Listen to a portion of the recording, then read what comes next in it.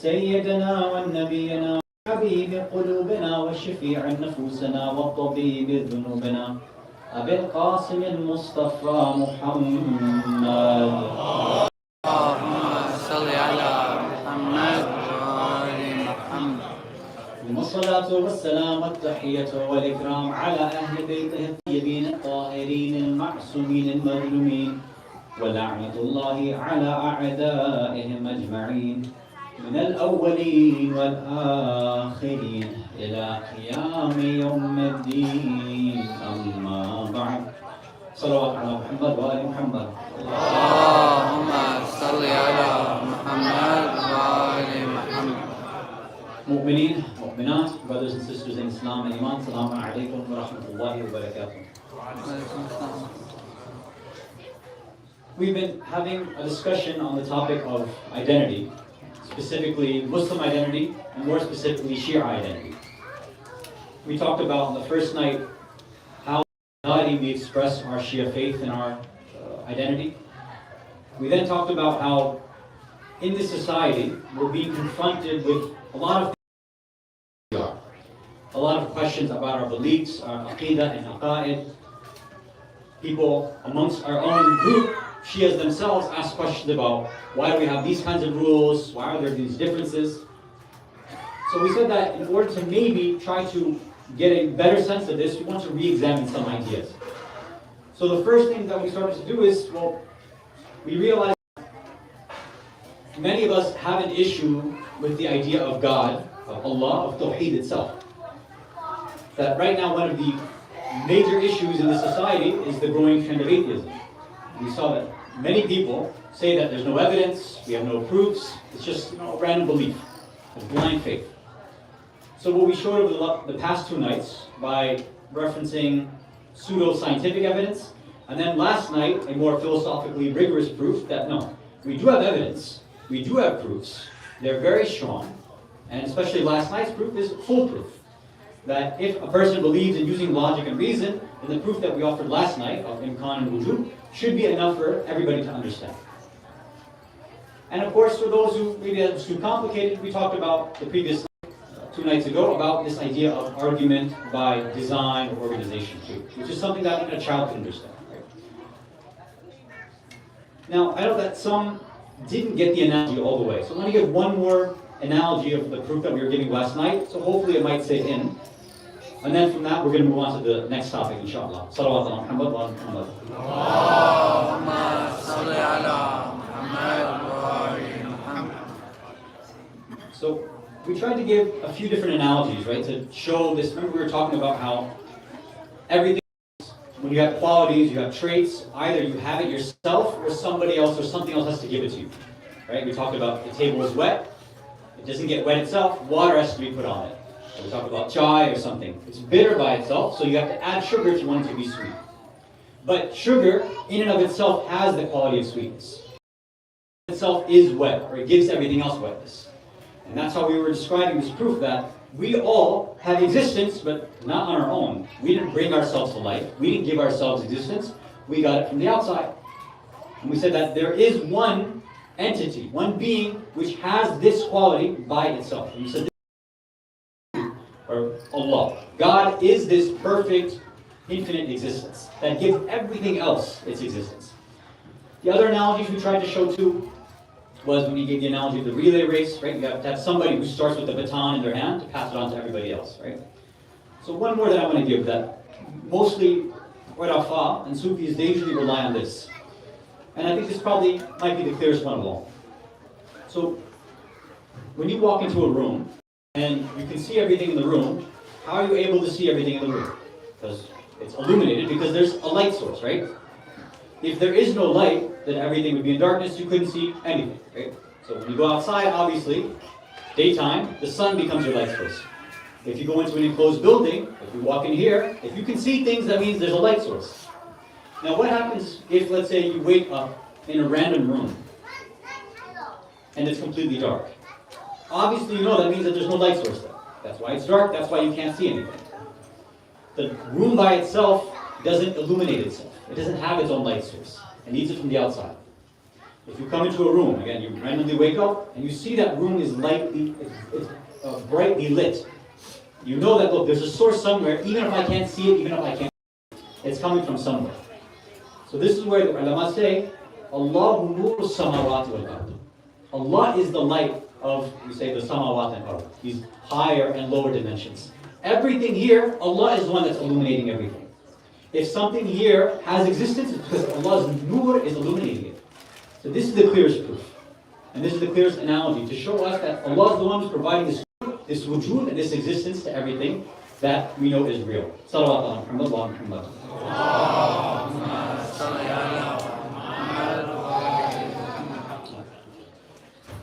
So enough proofs and analogies. Now I want to focus on the concept of Tawheed itself.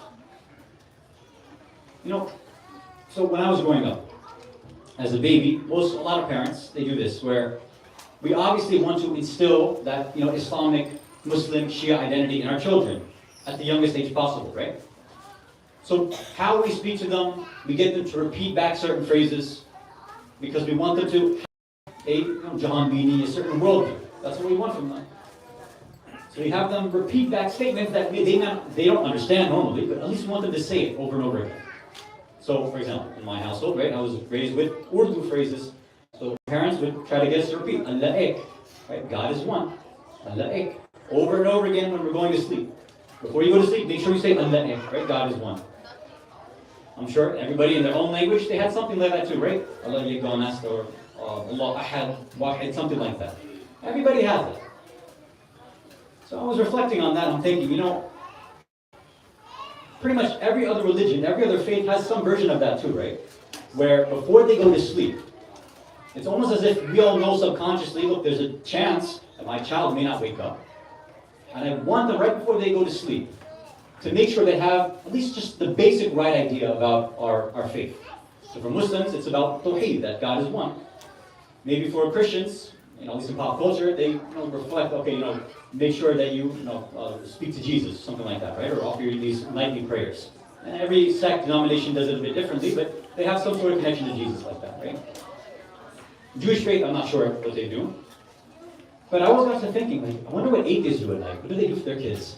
You ever think, if they're putting their babies to sleep, this whole world is accidental, this is all random, you're just a clump of cells, who cares? I don't know what they'd be thinking, but... So for a lot of us, Tawheed is just the fact that we believe in one God. Okay, we're done. So what is Tawheed? Tawheed is just the fact that we believe in one, and there are some people who believe in none, meaning no God. And then there are some people who believe in more than one God. Right? The mushrikeen, polytheists.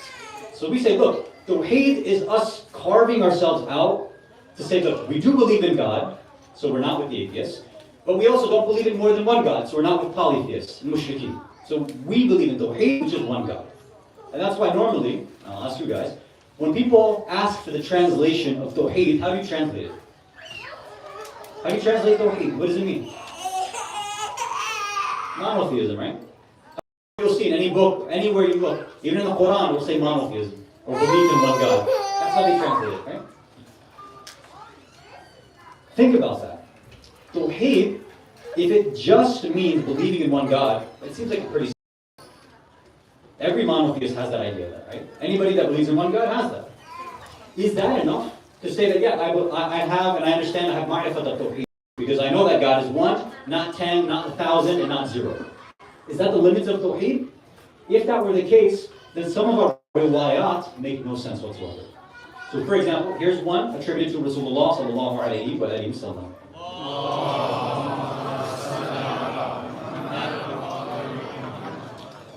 He's reported to have said, At-Tawheed nisfuddin. Tawheed is half of your religion, half of your faith. Hold on a second. Are you saying, Rasulullah, that half of my spiritual journey is just believing that there's only one God? Like, that's it? That's all I have to do? Either it's really easy, which it's not that easy, or maybe we've misunderstood Tawheed completely. Could it really make sense that half of our spiritual journey and growth is just, oh, God is one, that's it. La ilaha illallah. We're done? No. So there's got to be something more to it. And I think a way that we could possibly delve into this is to recognize different types of Tawheed. And when we see that there's different types of tawheed, what we'll begin to recognize is that the tawheed that we've grown up with, what we've heard, in our countries, from our parents, in whatever, madrasa, Sunday school, Islamic school, whatever, was one version of tawheed. And it's sometimes called tawheed adadi, a numerical tawheed. Now what does that mean? Let me explain. If you can send another salawat ala Muhammad wa ala Muhammad.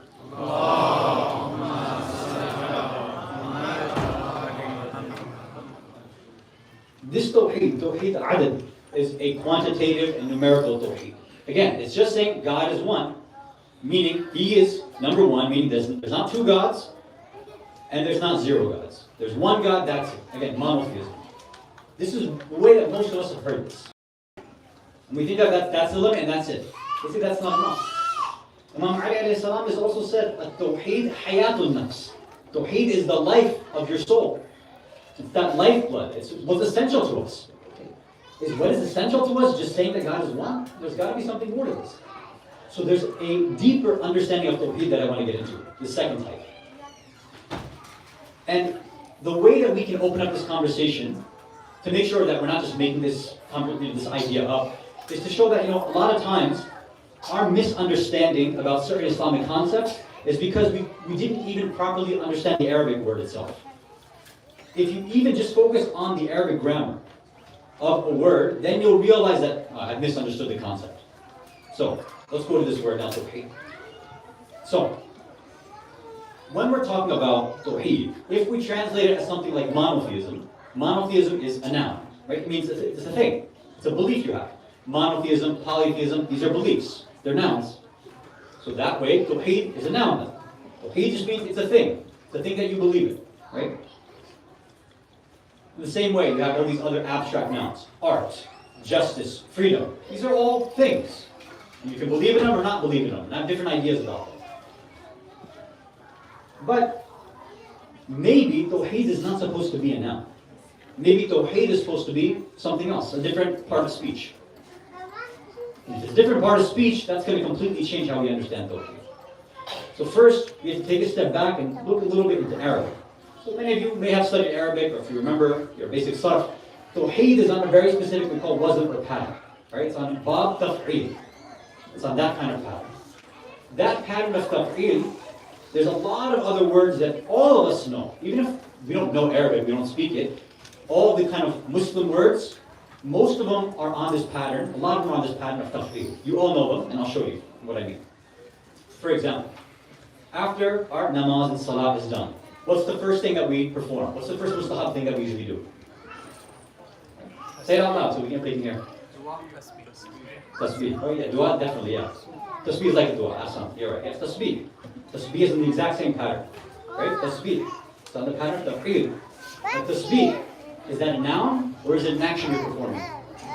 It's an action, right? You're performing tasbih, right? You should perform your tasbih now. Right?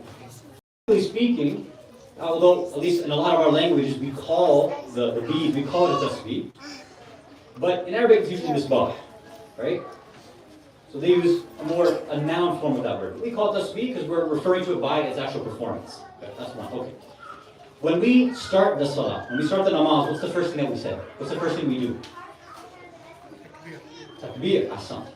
Takbir is on the same pattern. Takbir. Is takbir a noun? Is it something you believe in? Is it a thing? Or is it something you perform? Something we're doing, right? Perform or say the takbir. Right? Even if, when you're in a crowd or a speaker is trying to motivate everybody, you say, like na'at takbir or something, everybody responds by reciting takbir, right? Allahu Akbar, for example. So, tasbih and takbir, two actions so far. Another one. We have tafsir. What is tafsir? Tafsir al-Quran, what is that? When somebody tries to explain and interpret the ayat of the Quran. So it's an action, it's not a belief. I don't believe in tafsir, I'm performing tafsir. I'm trying to explain, not me, I don't do tafsir. The ulama, like Ulama Tabatabai or anybody else, they are saying here, let's explain and elaborate and do bayan of what's going on. So it's an action. Tasbih, takbir, tafsir. Anybody else know any other words that fit on this pattern that you can think of? What do Wahhabis do of Shias? Takfir, right? What is that? It's calling somebody a kafir. Accusing them of being a kafir. Takfir comes from kufr, right? Takbir comes from kibr, right? You're making something, you're enlarging it, making it bigger. So you see the pattern that we're going with right now, right? So far, and think about any word.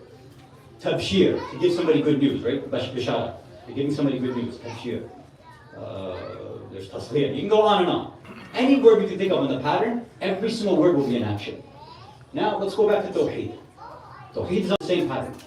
It's coming from the words wahda. So, does monotheism make sense now as a translation? It's impossible.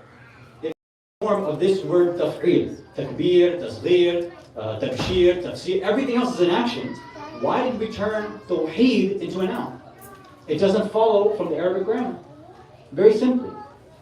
So, first thing we have to do is go back to the word that it's coming from. Tawheed is coming from wahda, which means one, unity, something like that. Right? To bring things together, to make them wahid, wahda, right? We have dua wahda, right? I'm sure we all recite that once in a while. Dua wahda, on Jum'ah, a lot of people recite that. We're trying to bring unity to people. We're trying to bring them together, bring the qulub and the hearts of people together by reciting this dua, right? A lot of people, they join hands and they recite dua wahda. The dua for unity. Wahda is a noun, right? Unity is a thing. So what is Tawheed? Tawheed is the action of trying to bring things into wahda. Trying to make things united. Tawheed has an opposite. What is the opposite of Tawheed? What is the opposite of trying to make things united? It's trying to separate things and trying to make them more than one, which is takthir. Make them kathra, make them what we call multiplicity. So either you make a bunch of things, increase and multiply, or you say, no, I'm going to do the opposite, which is Tawheed, to try to bring everything into one, make everything unified. Now, what does that mean? Again, this is going to be a higher level kind of philosophical concept. Let's explain a bit more. If you can recite a salawat ala Muhammad wa ala Muhammad. Allahumma salli ala Muhammad wa ali Muhammad. Wahda is unity. Tawheed is performing wahda, trying to bring things together. The opposite of making multiple things. Okay, well, what does that mean in terms of Allah? Like, what are you trying to say, Hassan, that we're all Allah? No, I'm not. That's not what we're saying. That's not what Tawheed means. It's not that everything is God. No. But it is saying that everything needs to be understood on God's terms. Everything needs to be understood how God wants it to be understood. Everything needs to be seen when we look out in the world as a madhar, a tajalli, a reflection and an expression of God and His asma and His names. What we do right now is when I see this laptop, this microphone, all of you, water bottle, normally how we are as humans, this is separate, these are all separate things, right? That's what's called takfir, is you're separating everything. Everything is its own little separate entity. Right? Nothing has any connection or unity to it. What Tawheed says is, look, this is from Allah, right? This is a manifestation of Allah's names. This is from Allah. I'm from Allah. You're from Allah. Inna lillahi wa inna ilayhi raji'un. We belong to Allah. Every single one of us, every single thing, every single particle, all of this is because of God's will. He's willed this into being, and nothing can separate itself from Allah. Our problem is that when we look out in the world, we see things as being separate from Allah. That, oh, you know what, this thing is not God-like. This is separate. If we were able to see things in more of a God-like fashion, can you imagine how much it would change your life? If I'm going to put it in a movie analogy, how many of you, now I'm going to show my age, how many of you have seen The Matrix? Oh my God. Yeah, like, none of you. Oh my, okay. So this will only help out like 2 or 3 of you. But the whole idea of The Matrix is once you start seeing the world in binary, you see it for what it really is, right? That's the idea. As your eyes become open, and everything else is just that binary code. That's all it is. So you see what it really is. That's all a person who's connected to Allah would see too. That this is a manifestation of God's names. He is a manifestation. She's a manifestation. Every single thing is connected and just created by God. Even shaitan is a creation of God. And can never be disconnected from God. And shaitan knows this too. And here's the interesting part. What our teacher said in Qur'an. He said, you know, a lot of people, when we look at the whole story of shaitan and Adam, the whole, bowing, the angels did and shaitan didn't, Iblis didn't, right? That's the whole problem. Like, oh, see? So this is the explanation I've heard. Let's recall the story. Allah creates Adam, right? Nabi Adam. Then He gives the order. He says, okay, everybody here, angels, and Iblis is with them too. He says, everybody do sujood and bow down. This creation here, Adam, will begin this new type of creation called human beings, and they will be the khulafa on the earth. So all the angels, they do it. The shaitan says, no way, I'm not doing it. So I'm not going to do it. I'm not going to bow down. And a lot of people try to explain that Quranic historical episode. Like, why didn't shaitan do it? Why is it that shaitan, he didn't bow down? What's wrong? A lot of people, the way they explain it is, oh, he was racist. What do you mean he was racist? That word didn't exist then. What do you mean he's racist? There's no racist then. It's just a human being and a bunch of angels and Allah. Like, what do you mean racist? Sometimes, you know what we do? We take words that we're used to, like in this society, and then we back project it onto the Quran and onto Islam. I hear a lot of this stuff when it comes to Imam Hussein too, unfortunately, right? And Imam Hussein stood for social justice. Imam Hussein, was woke and all that. Like, what are you talking about, man? Like, that's not the words you use for Imam Hussein. No, he doesn't stand for these kind of things. We should use the words that the Ahlul Bayt themselves have used. Don't use our own words. Even though I'm using my own words right now, but you can forgive me at least, right? So, no, Shaitan's not a racist. But, if you look at his own words, what is Shaitan doing? Right? Allah's asking him, why aren't you bowing down? He's saying, Ana khayrun minhu. Me, I am better than him. I'm better than Adam. And his reasoning was, Allah, you made me from fire, you made him from clay, you made him from dirt. So clearly I'm better. So yeah, a lot of people, they'll say, yeah, see, this was Shaitan. He thought that fire is better than dirt. That's fine. Shaitan is not dumb. He didn't get all these thousands of years of worship and just be that dumb on that day. No. There's a deeper reason that some of our teachers in Qur'an give. And they say the reason is if you understand Tawheed and Takfir, you'll understand what Shaitan's problem was. But to explain it, you can recite Salawat ala Muhammad wa Muhammad.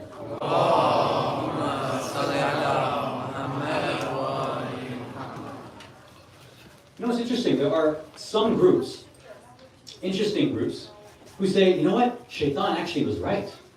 What do you mean he was right? He said, Allah ordered everything, the angels and Iblis, to do sujood to Adam. So the angels did it because they don't have a choice. They have to listen to Allah's commands, right? They're just robots, basically. But Iblis has free will. He chose not to. And this certain group of, very interesting Muslims, I'll use that word, they say, how was he right? They say, because sujood is only for Allah. You can only bow down to Allah. Shaitan said, no, Allah, I love you so much, I'll never bow down to creation. I'm only going to bow down to you. He said, look, what kind of weird reasoning? Allah gives you a command, you say, Allah, you don't know what you're talking about, I really know what you have a lot of speakers and scholars who are like that nowadays, where they look at a verse of the Quran, look at a hadith from the Ahlul Bayt, but God didn't really mean that. I know what he really meant.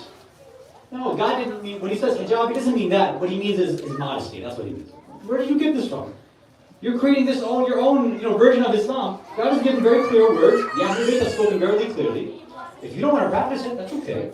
If you have trouble understanding, that's fine. We can discuss and research. But don't start saying, I know what God means. Like, he just misspoke a little over here now. He said that.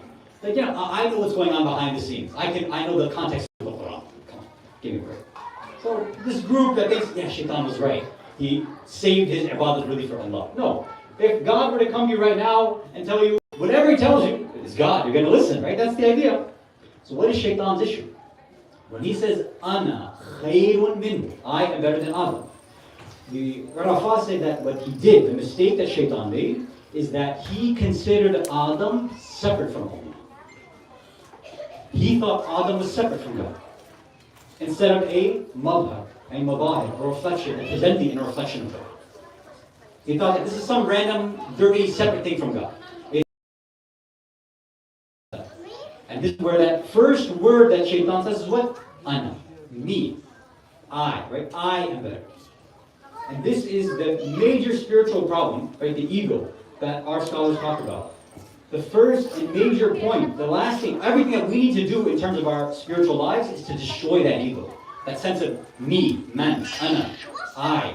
I'm this, I know these things, I work so hard, I have this job, I have this degrees, I'm the one who gave charity, I'm the one who helped out. That I phrase is the most deadliest pronoun we can use. Everybody's crazy about pronouns right now, right? Use the wrong pronoun, you get kicked off. You're done, you're canceled. The deadliest pronoun is not he, she, or any of that stuff. None of those are the deadly ones. The deadly one is I. At least in the Islamic faith. When you say I, you are saying I'm something separate from God. I have this istiqlal, I'm separate. I have independence from Allah. And Allah says, Ya ayyuhan nas antumul fuqara ilallah. Hey, humans, listen up. You are fuqara. All of you are like poor people when it comes to me. You are, every single moment that you're here, it's because I'm breathing life into you. Otherwise, the minute Allah doesn't focus on us, we'll pop into non-existence. We're done. So what is Tawheed? What is Shaitan's problem? Is he didn't understand Tawheed. And that's why the Quran says, وَكَانَ مِنَ الْكَافِرِينَ. He was always a kafir. He was always somebody who was hiding that truth. He didn't know Tawheed.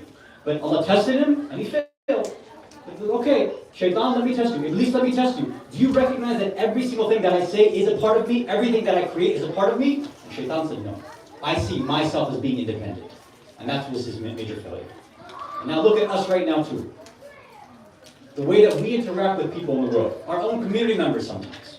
Right? We don't have the heart to be, to destroy our ego, to calm down. We get angry so easily. We, nitpick on the smallest things. Why? Can't you see somebody as a reflection of Allah's names? Isn't this the exact reason why we have so much love for Abu Abdullah al-Hussein, alayhi salam? Because what? Imam Hussein, just like all of the Ahlul Bayt, they are perfect manifestations and reflections of Allah's names. We all love the concept of mercy. We love justice. We love kindness. We love forgiveness. Where do we see all this? In Imam Hussein, in Imam Hassan, in Imam Ali, in Bibi Fatima, in Rasulullah. They're all manifesting these things perfectly. That's why we love them so much. If there was anything wrong, any deficiency in them, we'd say, look, we like them, but not fully. That's why no matter what celebrity that exists right now, right, any of these like big tech giants, like people love Elon Musk for some reason, or Jeff Bezos, whatever, they're going to have all these issues. At the end of the day, you might like them for their money and their futuristic thinking, whatever, but they're going to have serious problems. Because if you follow the news, you'll see the kind of problems they have. And sometimes their fathers, whatever. But they're imperfect. So you can never fully follow them. But the Ahlul Bayt, the reason we attach to them, and that's why nobody can deny their status, is because every single one of them are perfectly manifesting and acting out Allah's names. Now remember, some people think, oh, are you calling them God? No, Mr. Wahhabi, we're not calling them God. Calm down. We are saying that Allah's names, that's what you and I need to do too. Is Allah's Ar-Rahman, Ar-Rahim. We have to do the same thing. Be merciful then.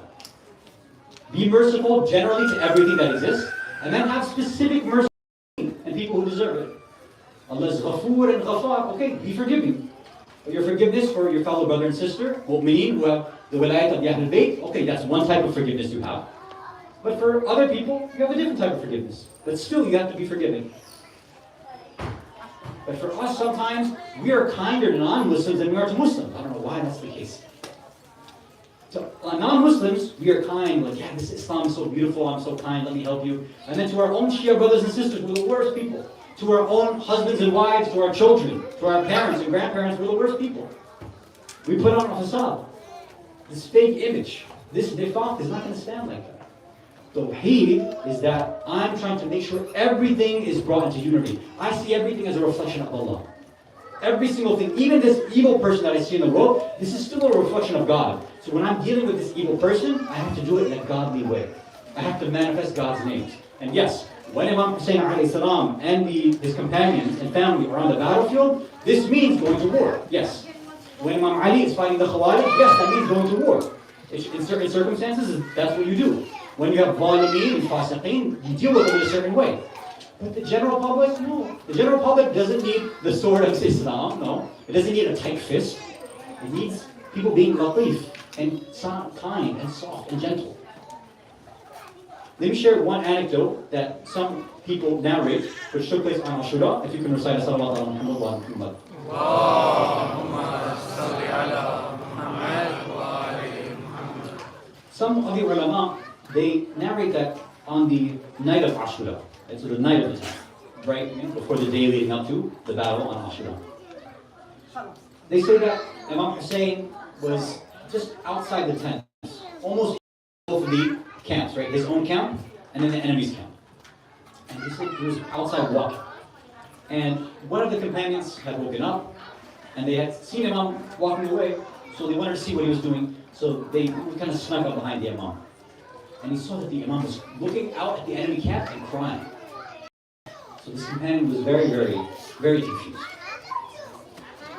So he went up to the Imam, he said, I'm sorry that I snuck up on you like this, but I need to know what's going on here.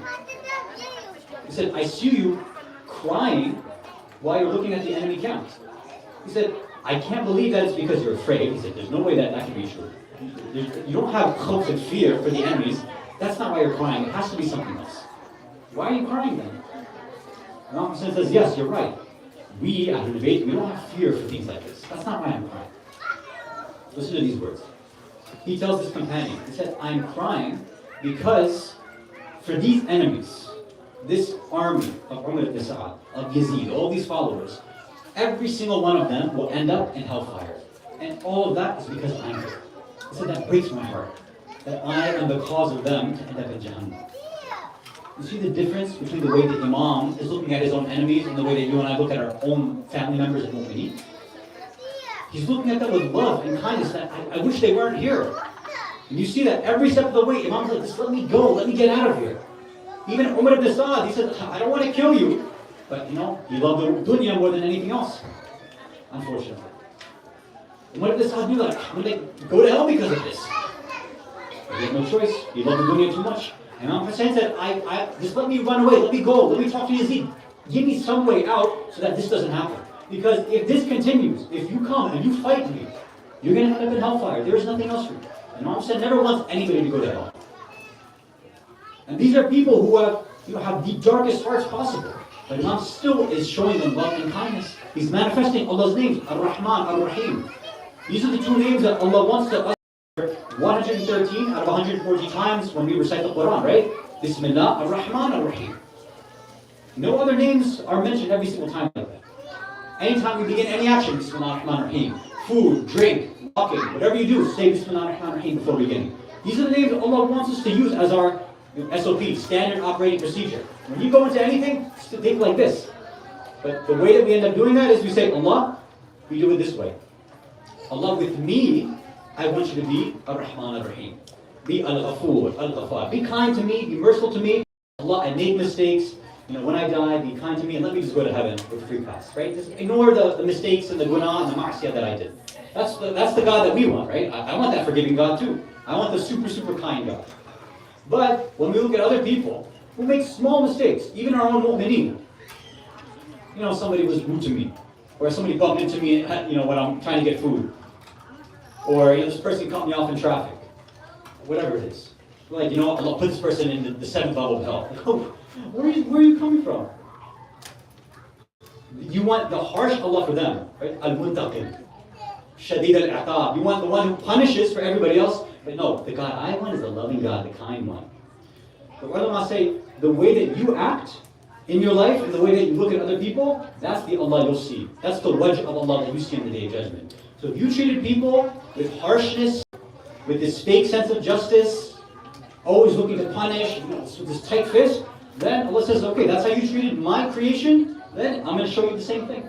Because that's how you were, that's what you manifested. That's the names that you want in life, I'll give it to you in death too then. But if you go the other way, if you show mercy and love and compassion and kindness, if you're looking at everything with this lens of tawheed, everything is God's. What position am I in to judge everything so harshly? That's not it. I'm not saying that there aren't certain people who deserve that sort of bughd and hatred. Yeah, there are some.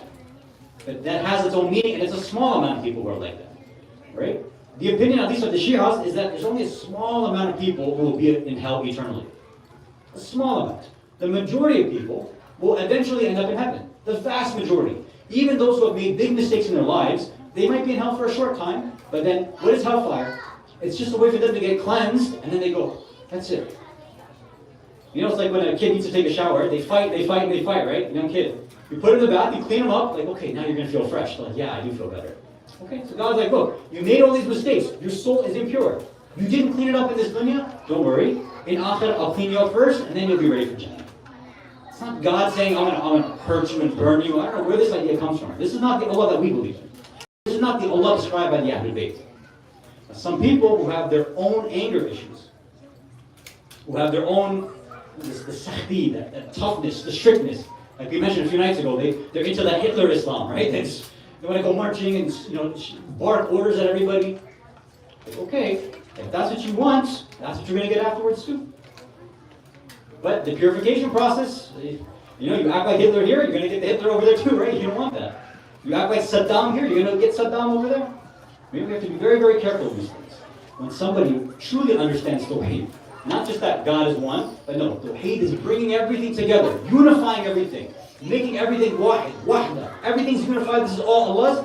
Then the natural thing to do then is to think about it as kindly and as non-judgmentally as possible. Look at the words of Amir al-Mu'mineen when he says, مَا رَأَيْتُ شَيْئًا إِلَّا وَرَأَيْتُ اللَّهَ قَبْلَهُ وَمَعَهُ وَبَعْدَهُ. He says, every single thing that I see Allah before it, I see Allah with it, I see Allah after it. Every single thing that Imam is seeing. He says that Allah is everywhere. And we can take lessons from this. And then now, when you reflect on the famous words of Bibi Zainab, when she's in front of Ibn Ziyad, she says what? When he says, look what Allah did to your family, look how He killed you, look how He dishonored you. She responds and says what? مَا رَأَيْتُ إِلَّا جَمِيلًا. She says, no. I saw Allah's jameel, I saw His beauty on the battlefield. No. You, Ibn Ziyad, you have darkness in your heart, so that's all you can see. But we see that His names are manifested. There was tajalliyat, there was a mazahir of Allah on that battlefield. You were the evil ones there, not us. Everything there was nur for us. And as we mentioned some of the more masa'ib and the maqtal of the different shuhada, then we'll share some of these points as well. Salawat ala Muhammad wa ala Muhammad.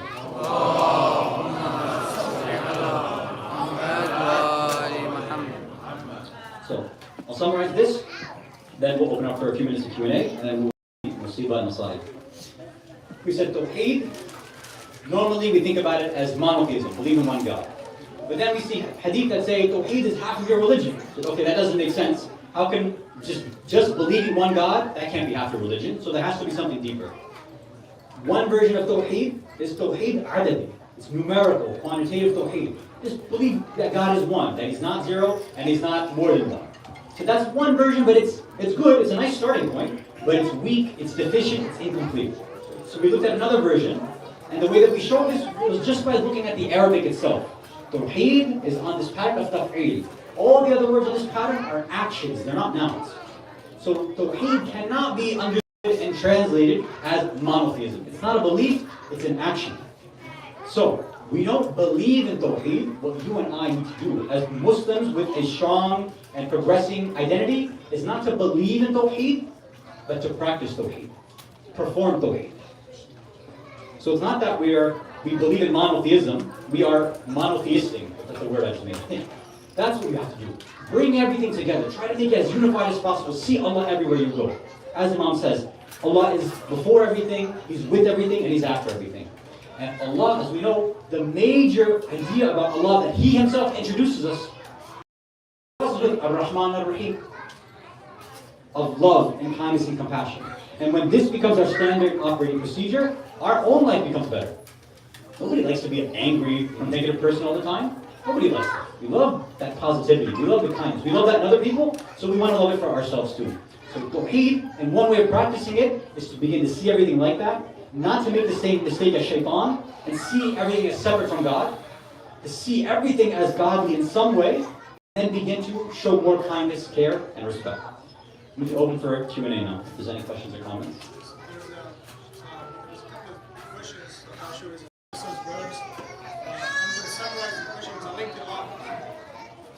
The realm, this world of dunya that we live in right now, how old is it?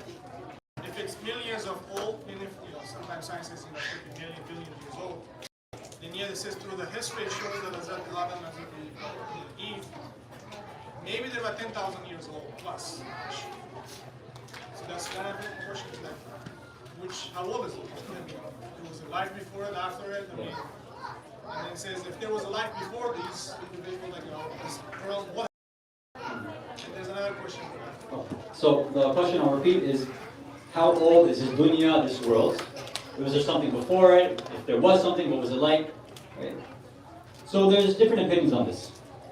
I don't want to give everything, but the traditional sort of scientific answer, right, is that they say, look, this Earth is what? How many? 3 whatever billion years old or something like that? I think that's the number, right? 3 billion, whatever, 7 billion years ago is when they assumed the Big Bang took place. We were supposed to go to the topic of the Big Bang. I left it aside, but yeah, 3.7 billion years ago, Big Bang, and then this universe, and then Earth obviously came up after that. So some would say, see, that's what we're going to pick on. Look, that's for scientists and just talking about the physical world. When we say dunya, that doesn't just mean our earth or our universe. It's a whole different idea. Right? And again, it will take a long time to explain. Dunya and akhirah, right? They're two completely different concepts. And there's also a zahir of the dunya and then a batin of this dunya, which is another deeper concept, which I can't really get into. But I'll explain, let's say, a more non-traditional opinion. We have a hadith where people would come to, for example, the sixth Imam, alayhi salam, and they say, who was before Adam? Right? Who's before Adam? Alayhi salam. And the sixth Imam answered, it was Adam. And this person asked him, like, okay. Sure, okay. He was like, all right, well, who was before that other Adam then? He says, Adam.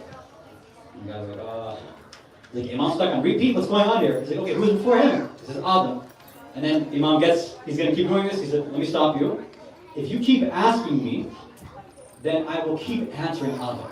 And some narrations say, he'll say, I'll answer it 1,000 times. And some narrations say, I'll never stop saying the word Adam. So the ulama explain this. They say, I'm going to have to kind of summarize the answer here, but the dunya doesn't have a starting point. There was always a dunya, in some form. What's the proof? The proof is this. They say, okay, so Allah's names, like Ar-Rahman, Ar-Rahim, does he just become Ar-Rahman like in the year like 2000, or is he always Ar-Rahman? Right? Any quality, any sifa, any name that Allah has, right? He always has to have that quality. Yeah? That's what a perfect quality is. So Allah is Al-Ghafur and Al-Ghafar and Al-Razaq. He has all these names. He's always going to be like that. There's no taghayyur. There's no change in Allah. Right? Okay. One of Allah's names is Al-Khaliq. He's the one who creates. So say, okay. Now if somebody thinks that there was no dunya and then Allah created, so before the creation of the dunya, then you ask the question, is Allah Khaliq before the creation of the dunya? If you say that there's no dunya, non-existence, then dunya, then that means for whatever period of time that was, that na'udhu billah, Allah's not Al-Khaliq, which is impossible. So they say, look, just based on the understanding of the name Al-Khaliq, Allah is always yakhluq. He's always creating something. Kullu yawmin huwa fi sha'n. Every single moment, again, moment is a tough word, we're talking about time, but every infinite moment, Allah is busy doing something. Creation has to be a part of it. Mercy is a part of it. Forgiveness. There's always something happening in sort of Allah's realm, thinking that way. There's always been a dunya from that perspective. And there's always been an akhirah. Our thing is normally we've been taught it in kind of linear terms, right? Okay, there was God, and there was nothing, and then God, boom, He made the world, and then the world started, and then everything's going to die, and then we're all going to go to Barzakh, and then we all go to, Yawm al-Qiyamah. That's how we've been taught. And some have that belief, like usually what they kind of mean, right? Traditional theologians, they have. But the philosophers, the Arafa, Sufis, they say, look, that doesn't square with us, because it's going against Allah's Tawheed. That doesn't make sense. So this is the response that they offer. So, again, short answer, summarized answer, is that there was always some sort of creation. We just don't seem to have any information in the Quran or Hadith about that. There's some speculation, but nothing concrete. So, it could have been a world like this, it could have been different, it could have been multiverse, I don't know, right? The other one is, I don't know if it's related to the same question, but inside it says that our DNA relates, I guess if they're talking about comparing Darwinism to, I guess Darwinism believes that, DNA relates. What is Islam? What is Islamic proof on that? And the same question is, since we're talking about the comics and Superman and whatnot, what is Islam theory about the alien life? Okay. So I'll start with the alien life. So there's two questions. One is about alien life, Islam's stance on that, and then Islam's stance on evolution. So I'll start with the alien life one. There doesn't seem to be any certain evidence that says definitely there's something else. Again, if you look at the Quran, Hadith, there's no clear evidence like 100% there's definitely aliens. But again, this is a traditional opinion. Some philosophers and Rafa, they invoke this certain principle that look, if you can do tafakkur of it, if you can think about it, if you can conceive it. Like right now, can we think that there's some other creation besides us, like an alien? I can picture it in my mind, right? Like Reed and Martian, right? I mean, I'm sure Elon Musk would have found it by now, but we can conceive of a lot of things. So some use this principle that Allah, anytime something is mumkin al-wujud, it can come into being, Allah will definitely give it existence. So they say, look, if something's possible, then it has to come into being, and Allah gives it the gift of existence. Allah has to do that. So based on that understanding, then there has to be some life somewhere else out there. Whether this or another universe, that would be their understanding. Now, because they have nothing to do with our life, Allah doesn't, they're not going to affect us whatsoever, so Allah hasn't bothered to, share that detail with us. I don't know, maybe one day it'll pop in, I have no idea. I mean, if they come and they take a look at what's going on in our world, I think they're going to run away. I don't think they want any part of our society right now. Usually they say that aliens come to society, right, to share information. If they come here, 5 minutes on TikTok, they're like, no, I'm done. We're going to go back to our planet, or they'll wipe us out. I'm not sure which, right? They'll do us all a favor. Who knows? So that's the answer for the alien one. So traditional opinion, there's really no evidence. More of the kind of philosophical, metaphysical idea. Some would say yes. There's a principle that says there must be, because Allah will always give things existence if it's possible to come in. Remember, we said a possible being is something that's not impossible. So we said a four-sided triangle is impossible, right? That's impossible, so that can never happen. But three-sided triangle that can talk, all right, maybe that's possible in some other universe, for example, right? Okay. Now the second question was about evolution. So that's going to take some time. There's a lot of good articles that are written on the subject, and I think a book that was recently published. I'm going to look up the name and I'll share it tomorrow night. It was written by somebody that I know personally from Qom. A sister from the West, actually. She wrote, I think, co-wrote an article which was turned into a book about the idea of, I think it's called Becoming Bani Adam, if I'm not mistaken. But I'll get the name actually. But let me give you just the breakdown. Islam, traditional Islam, doesn't have any sort of direct idea. Because there's a lot of different look at. So the whole monkey thing, I don't want to say yes or no to that, because even in the scientific community, there's debate about that too. Most of you, just like me, I was taught Darwinian evolution in high school, or middle school and high school. That's what we were taught. What was never taught was that there's a large group of biologists who do not believe in Darwinian evolution. They say it's bogus science and it's weak science. So for example, there's a famous book called Darwin's Black Box. For those who are interested, again, this is not a religious book. It's a book from a biologist who says Darwin's evolutionary theory is bogus, it's nonsense. And he said it's become a religion. It's become blind faith now. Because if you go out as a scientist and say, I don't believe in Darwinian evolution, they'll laugh at you and they'll cut you out and they'll get rid of you from academia. Right? So this person who wrote Darwin's Black Box, he calls this into question. I think he even has a TED Talk, if I'm not mistaken, that was actually banned. It wasn't actually produced, but somebody grabbed it and put it on YouTube, if I'm not mistaken. So you can check that out to see the scientific perspective. Now, regardless, let's just say, for example, the Darwinian evolutionary theory, monkey stuff, let's say it's all true. Okay. Well, what is Islam's take? Normally, when it comes to scientific ideas, Islam doesn't really care. It says, look, you figure out the science stuff. The things that matter, Allah says, I'll tell you. The Ahlul Bayt will mention something. Otherwise, Allah says, look, it doesn't really matter, it doesn't affect. Who cares, right? Whatever thing you figure out in engineering or physics or geology or whatever, it has no bearing on your spiritual journey. If it did, Allah would tell you. If it doesn't, Allah says, it doesn't matter. Yes, there are some quote-unquote mu'jizat or scientific miracles mentioned in the Quran, according to some. But even then, it's there to show the truth of the Quran, not to say, I'm going to prove you everything in science.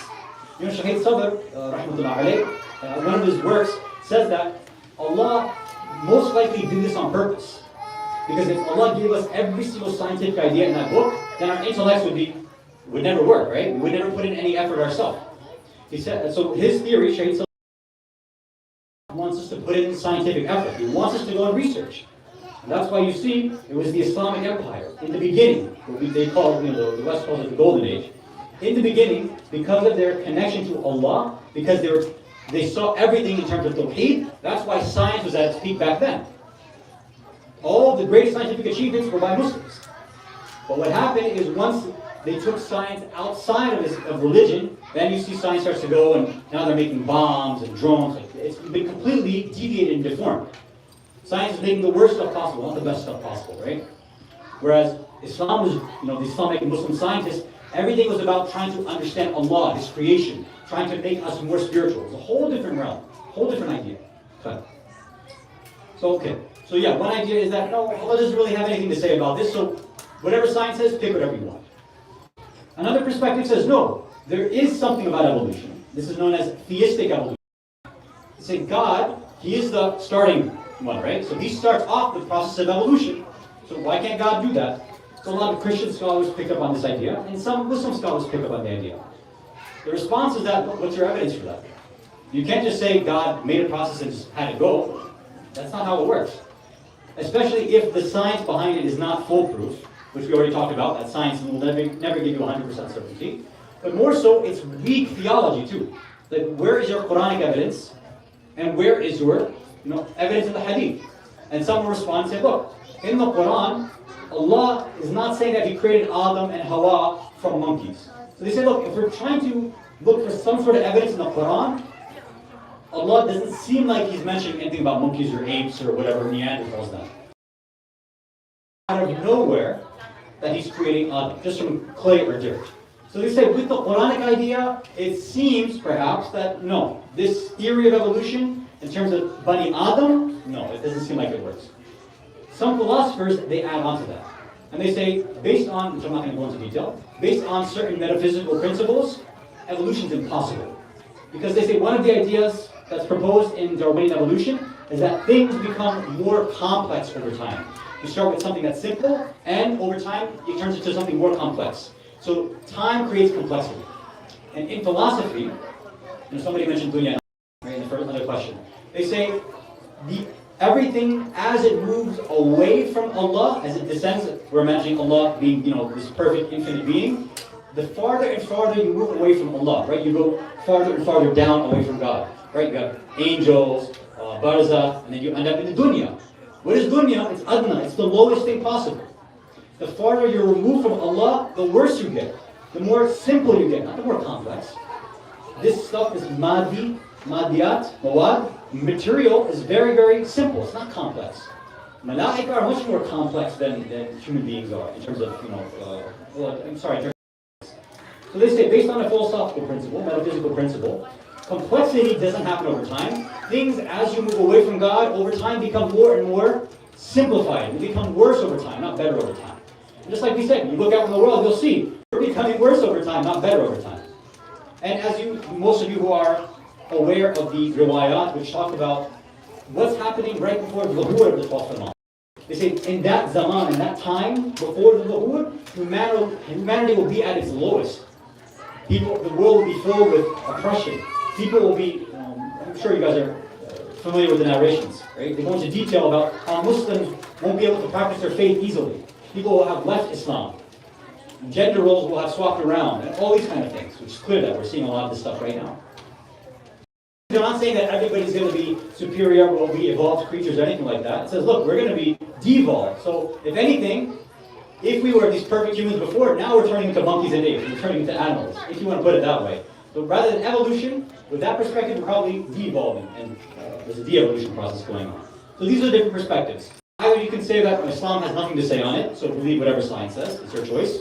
Or you say, no, there doesn't seem to be strong evidence because of what the Quran says about Allah creating Adam and Hawa from dust and dirt, not an evolutionary process. So that means, no, it doesn't seem like the Quran says evolution. And then you have the philosophers, people with metaphysics. Metaphysical principles do not allow for something like Darwinian evolution. It's a different sort of process. There are some narrations which talk about a previous race known as the Nasnas, which were, some say might mean Neanderthals. It's a longer conversation. Some might use that as evidence, but again, to connect that with Bani Adam requires a lot of kind of acrobatics, I'll put it that way. All of this stuff is discussed in this book that I mentioned, which inshallah tomorrow night I'm going to share the title of. So I think that's it for tonight. We'll move on with the Musiba and Masa'id. Inshallah, you can recite Salawat ala Muhammad wa Muhammad.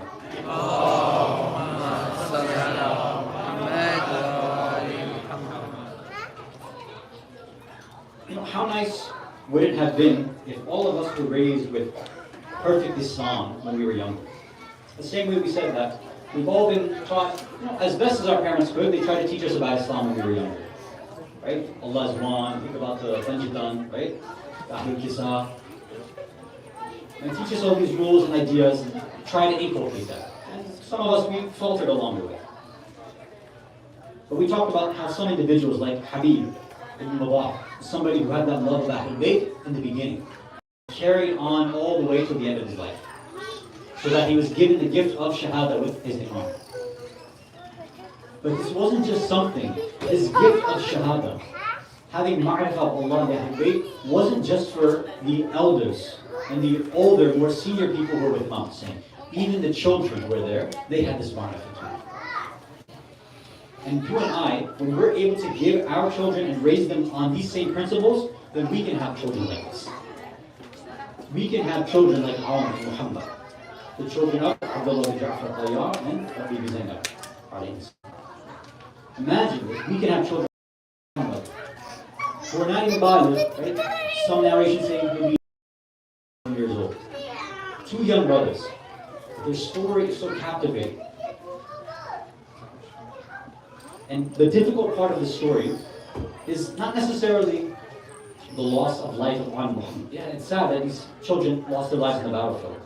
But I think what's sadder is the musibah and masa'ib that Bibi Zainab had to go through. And it wasn't just this, it wasn't just losing her children, every single part of her life. How do we refer to Bibi Zainab? We call her al-Masa'ib, like the mother of musibah and masa'ib. Even Imam Hussein, we don't call him Abu al-Masa'ib, the father of musibah. We don't call Imam Sajjad Abu al-Masa'ib. Only Bibi Zainab is getting this title having to deal with masa'ib. So it's not simply the fact that she gave her children. There's something deeper about the difficulties that Zainab bint Ali had to go through. Let's look at her connection with Imam Hussein. Because that's the real tough part. This is a sister with her loving brother in Karbala. And their connection, according to our historians, was something that was there even when they were children. They say that when Bibi Zainab was born, when she was a baby, when sometimes she would begin to cry, sometimes Bibi Fatima would take her and try to calm her down, and she would still be crying. Then Bibi Fatima would give her to Imam Ali. Imam Ali would try to calm Bibi Zainab down, and she still would keep crying. Then they would give her to Fidda. She wasn't able to calm Bibi Zainab down. They gave her to Imam Hassan. Imam Hassan couldn't calm her down. But they say that the minute she came into the hands of Imam Hussein, immediately she began to smile and calm down. From a young age, the connection between Zainab and Hussein was a stronger connection than anybody else. Imam Ali recognized this too. When Abdullah bin Ja'far came to ask for the hand in marriage for Bibi Zainab, Imam Ali said, yes, I'll allow you to marry my daughter Zainab, but I have only one condition that you have to follow. One shart. So what's the condition? What's the shart? That every single time that she wants to leave, anywhere she wants to go, if it's with Hussein, if she wants to go, if Hussein's going somewhere and she wants to join Hussein, you have to give her permission to go. You cannot stop her. Hussein and Zainab are side by side all the time. Never prevent her from leaving. So then, when this time comes now, when the caravan is getting ready to leave and go towards Kufa, when Abdullah bin Ja'far is looking at his children, looking at Zainab, and the caravan's getting ready, when Zainab is saying, I want permission to go with Hussein, initially they say, Abdullah bin Ja'far says, no, I don't want you to send, I can't let you go. I know what's going to happen, I can't let you go like this. And Bibi Zainab says, don't you remember the shart that my father gave to you? Don't let me be separated from Hussein. He says, fine, go, but you have to take two of my amanat with me. Take our children, Aram and Muhammad, so that when our Mawla Hussein is in danger, our children can go and be a qurbani and a sacrifice for Hussein. Now when we come and we see in Karbala, on Ashura, one by one, all of these soldiers are going out. All of the companions, the family members, are going out and giving their lives for Imam Hussein. Bibi Zainab, you know what she was doing the night before? She was doing on the night of Ashura. On the night of Ashura, Imam Hussein had walked by her tent. He was going by all the different tents to see what the morale level was like. And he says that when he was going past the tent of Bibi Zainab, she was speaking to An Muhammad, saying, tomorrow, Muhammad, listen, tomorrow your brothers, your cousins, your uncles, everybody will be going out on the battlefield. Akbar will be going out, Abbas will be going out, everybody will be going out on the battlefield. You have to make sure that you're not left behind. I know that you're young, but you have to give your lives too. Your father has given me a wasiyah and a command, and you have to go. You are from Bani Hashim. You have a duty to protect your imam, so you have to go out as well too. And I want you to show them that you are the children of Ali. You are descended from Ja'far al-Tayyar. You have this bravery within you, this shuja'at within you too. On that Asr of Ashura, when the adults are going out one by one, Awan and Muhammad, they come up to their uncle Hussein, and they ask their uncle, please let us go, give us ijazat, let us go and fight for you now. And And they say Imam Hussein was so ashamed he just turned his head away and said, go back to your mother. I can't see you. I can't let you go out to the battlefield. You're just two young children. How can I send you outside like this? So they would wait a few minutes. They would come back out when some soldiers would die. They say, now, some soldiers have died. Can we go now? Will you give us ijazah? And Hussein would turn his head again. Said, what would I answer to your father? I can't let you go out into the battlefield. And then finally, their hearts are broken. They keep asking and Imam Hussein rejects them. They come back, and you know when the heart of a child is broken, where do they run back to? They run back to their mother. A mother is the only one who can truly answer the khawaish and the needs and the hajat of a child. So when they come back to Zainab, they tell Mama, we've gone to Hussein, we want to, our uncle, we asked for ijazah, but he's not giving it, he won't let us go. And look at Zainab. What would we do in this situation? Many of us, we are very protective of our children. We want no harm to come to them. We want to be controlling of their lives. But Zainab is the daughter of Ali. She's the daughter of Fatima. She says, no, my children are made for shahada. They're made to give their lives for Hussein. This is a qurbani that I'm giving. So she says, hold on a second. She puts new clothes on Muhammad. She dresses them up very nicely. She puts kohal and kaza on their eyes. She gets them ready. She puts swords in their hands. She gets them ready for battle. She comes. She takes on in one hand and Muhammad in the other hand. She walks towards Hussein with the strength and bravery. She comes and says, Akhi Hussein, I'm asking you, I'm telling you, you have to give permission to my children to go out in the battlefield. Hussein is still ashamed. He says, Zainab, ukhti, how can I send these young children out? What will I tell your husband? How can I do something like this? And Zainab says, don't you know that Abdullah himself, my husband says these are amanat, and the wasiyah is that the only reason they were allowed to come is because they can sacrifice themselves for you. This was his wish, so they are the qurbani on your behalf. So let them go now, let them go. So Hussein now says, yes, fine, but before they go, we have to train them for battle. Imagine, Abbas comes, Hussein comes, he's taking these two young children who have never lifted a sword in a day in their lives, and now he's showing them, this is how you lift a sword properly. A 9-year-old boy, this is how you ride your horse. If somebody attacks your brother from behind, this is what you're supposed to do. These two young boys who are not baligh are learning how to fight on a battlefield a few minutes before going outside. They're so young, they're so small, that when they're ready to go, they can't even get on the horse themselves. So Hussein and Abbas have to put them on their horses. They send their final salams to Imam Hussein, to Abbas, and to Zainab, and they go back outside. Normally, many of the mothers, when their children would go outside, they go outside of the tents and they'd watch their children and they'd make dua for their children. But they said that Zainab went back into her tent. She went on her musalla, her janamaz. She fell down in sujood and said, Rabbana taqabbal minna hadha al-qurban. Allah accept the qurban, this sacrifice from me. ألا لعنة الله على قوم الظالمين وسيعلم الذين ظلموا أي منقلب ينقلبون إنا لله وإنا إليه راجعون رضا بقضائه وتسليما صلوات على محمد وآل محمد